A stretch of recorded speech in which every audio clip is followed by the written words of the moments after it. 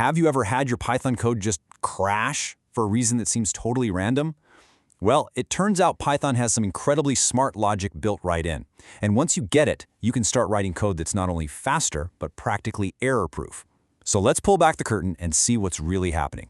All right, check this out. We've got two little snippets of code here. They look almost identical, right?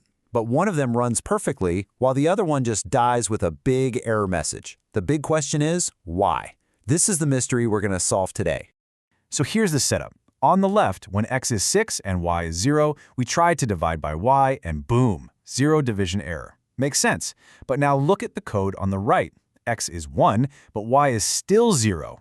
And yet, no crash. It just prints false.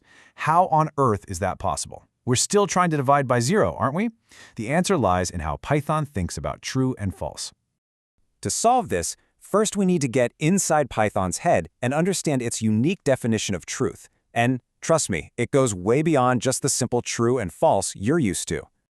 Here's the big idea. In Python, pretty much every single object has a hidden truth value. We call this being either truthy or falsy. That means you can throw almost anything into an if statement, and Python will just instinctively know whether to treat it as true or false.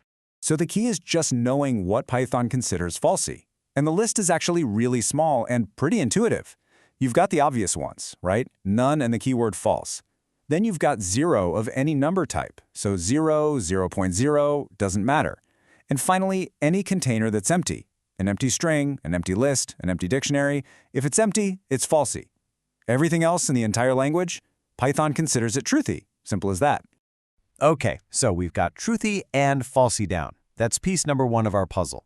Piece number 2 is understanding that Python's and or operators are, well, kind of lazy. They're incredibly efficient, and they do as little work as possible. This laziness actually has a name. It's called short-circuit evaluation. See, Python reads these expressions from left to right, and the absolute second it knows what the final answer is going to be, it just stops. It doesn't even bother looking at the rest of the line. And this little trick isn't just about saving a few nanoseconds. It's the entire secret to solving our mystery.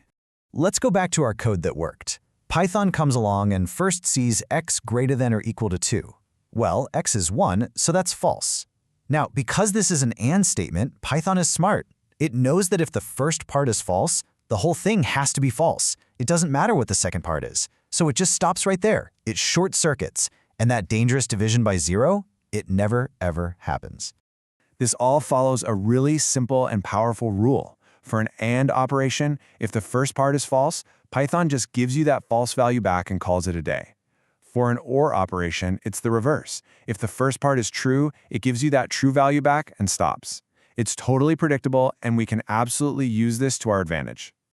So all this is cool, but how do we use this knowledge to actually write better code? Well, we can use it to build something called the Guardian pattern. It's a clever way to stop errors before they even have a chance to happen. Let's look back at the scene of the crime, our crashing code. In this case, x is 6, so the first part, x greater than 2, is true. Now with an AND, if the first part is true, Python doesn't know the final answer yet.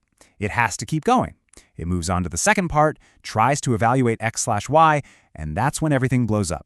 The short circuit couldn't save us. But what if we could take control of that short circuit? That's exactly what this quote is about. We can build our expressions to strategically place a guard evaluation just before the evaluation that might cause an error. It's about being defensive. And that is the Guardian pattern in a nutshell. It's just a formal name for using this short circuit behavior as a safety net. You put a safe check up front that acts like a guard. If the coast isn't clear, the guard stops Python before it can walk into trouble. So, how do we fix our original crashing code? It's so simple. We just reorder it. Instead of checking x first, we check our problem variable, y. Our guard becomes y not equal to 0. We put that before the risky division. And now, look what happens. Python comes to our new line of code. First, it sees the guard, y not equals 0. Since y is 0, that expression is false. And what does Python do when the first part of an AND is false? It short circuits. The dangerous division is never even attempted. No crash. Problem solved. Now, this is way more than just a neat little trick. Understanding this stuff fundamentally changes how you write Python, making your code way more robust, efficient, and honestly, just more professional. So let's just boil it all down. First, remember that every single thing in Python is either truthy or falsy. Second, remember that and or are lazy, they short-circuit. Third, and this is the big one, use that laziness. Always put your risky code after a safe check in an and expression.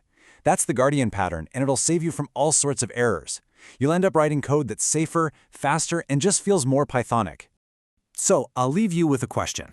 The next time you sit down to write some code, think about this.